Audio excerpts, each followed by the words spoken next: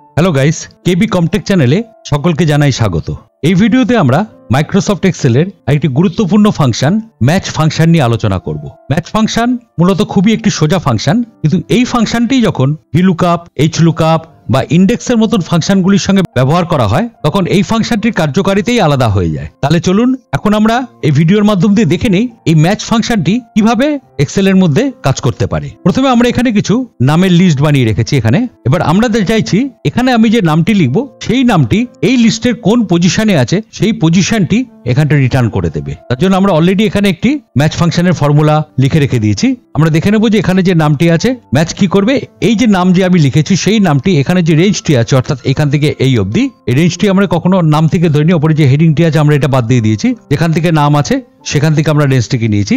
এই রেঞ্জের মধ্যে এই নামটি আছে কিনা সেটাও খোঁজ করবে। খোঁজ করার পর এখানেও সেই পজিশনটি রিটার্ন করে দেবে। যেরকম আমি এখানে একটি নাম লিখেছি অভিজ্ঞান, দেখুন এটি কোন পজিশনে আছে, 1 2 3, এটি দেখুন 3 নম্বর পজিশনে আছে, এটি 3 নম্বর পজিশন রিটার্ন করে দিচ্ছে। চলুন না একটু বোঝার সুবিধার্থে আমরা পাশে এখানে একটু ইন্ডেক্স নাম্বার লিখে নেই কিছু, তাতে আরো বুঝতে সুবিধা হবে। এখানে আমি 1 2 লিখে দিলাম, এই দুটোকে একসঙ্গে সিলেক্ট করলাম, এটাকে চেপে রেখে নিচে টেনে দিলাম, তাহলে এখানে পাশে নাম্বারিংস গুলো দেখিয়ে দিচ্ছে। এইবার আমি যদি এখানে নামটিকে চেঞ্জ করি, ধরা যাক আমি এখানটা লিখে দিলাম, লিখে যখন আমি এন্টার দিচ্ছি দেখুন শ্যামল দেখিয়ে দিচ্ছে 8 পজিশনে আছে। এখান থেকে আমরা দেখে নিই, হ্যাঁ এটি 8 পজিশনে আছে। এবার এখানে আমি যদি অন্য একটি নাম দিয়ে দিই, মনে করা যাক এই নামটি লিখে দিলাম, লিখে যদি আমি এন্টার দিই তাহলেও দেখুন এখানে সেই নামটি এখানটা দেখিয়ে দিচ্ছে যেটি 6 পজিশনে আছে। তাহলে এই হলো ম্যাচ ফাংশনের কাজ।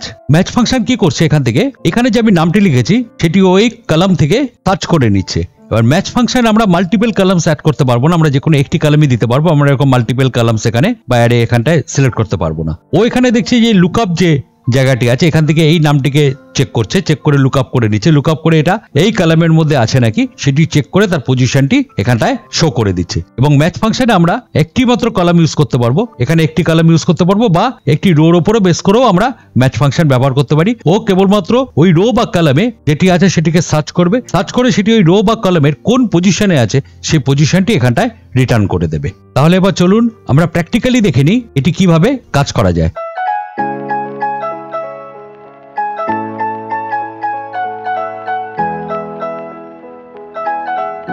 এবার দেখুন আমরা এখানে কিছু নাম লিখে রেখে দিয়েছি, কিন্তু নামগুলি সম্পূর্ণ হতে হবে ইউনিক নাম, অর্থাৎ একই নাম দুবার বা রিপিটেড নাম এখানে থাকতে পারবে না। রিপিটেড নাম থাকলে ম্যাচ ফাংশন সেটিকে সার্চ করে তার সঠিক পজিশনটি দেখাতে পারবে না। সেই জন্য রিপিটেড নাম না থাকাটাই জরুরি। মানে যে কোনো জিনিসই আপনি করুন না কেন সেটি অলওয়েজ ইউনিক থাকতে হবে, অর্থাৎ কোনো রকম রিপিট থাকতে পারবে না। তাহলে এবার আমরা এখানে এই পজিশনের এখানে আমরা এবার ম্যাচ ফাংশনটি দিয়ে দেখে নিই এটা কিভাবে কাজ করে। তার জন্য এখানে আমরা লিখে নিলাম এই সেলে ইকুয়াল টু ম্যাচ।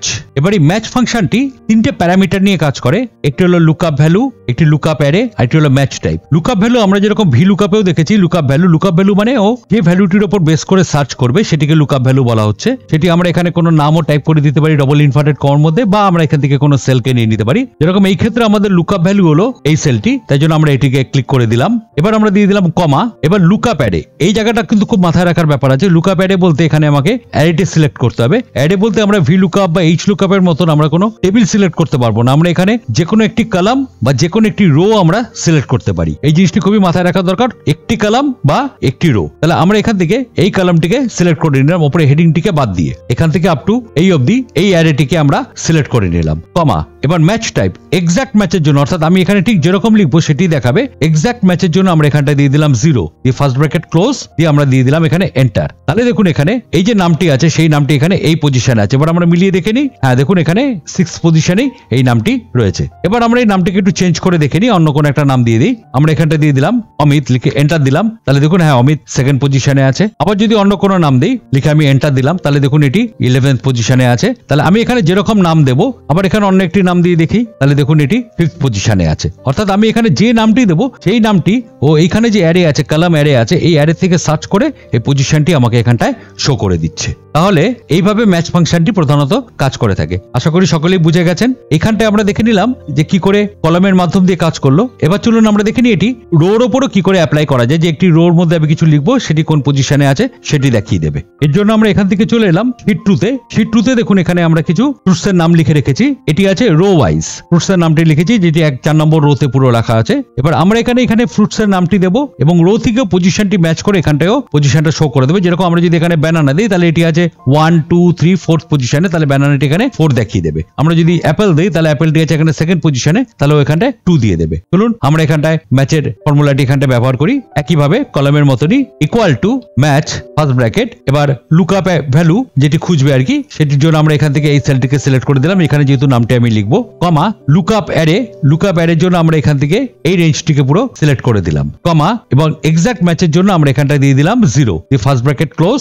দিয়ে এন্টার। এবার আমরা এখানে যদি কোনো নাম লিখি, ধরা যাক আমি লিখলাম এখানে অ্যাপেল, তাহলে দেখুন অ্যাপেল এখানটা রয়েছে 2nd পজিশনে, এটা হ্যাঁ 2nd পজিশনেই আছে। আমরা যদি এখানে নামটি চেঞ্জ করে দিই, ম্যাঙ্গো লিখলাম, তাহলে দেখুন ম্যাঙ্গো এখানে আছে 1 2 3 4 5th পজিশনে, তাহলে ম্যাঙ্গোটি এখানে 5th পজিশনে আছে। তাহলে এই ছিল ম্যাচ ফাংশনের কাজ। খুবই সিম্পল একটি ফাংশন এবং খুবই সিম্পল ইউজ, কিন্তু এই ফাংশনটি যখন আমরা lookup, vlookup বা ইন্ডেক্সের মতন ফাংশনের সঙ্গে ব্যবহার করি তখন এটির আলাদা রকমেরই কাজ করে দেয়। আশা করি ভিডিওটি সকলেই বুঝতে পেরেছেন। ভালো লেগে থাকলে অবশ্যই লাইক, শেয়ার এবং সাবস্ক্রাইব করবেন আর কমেন্ট করে অবশ্যই জানাবেন ভিডিওটি কেমন লাগলো। পরবর্তী ভিডিও খুব তাড়াতাড়ি নিয়ে আসছি, সঙ্গে থাকুন।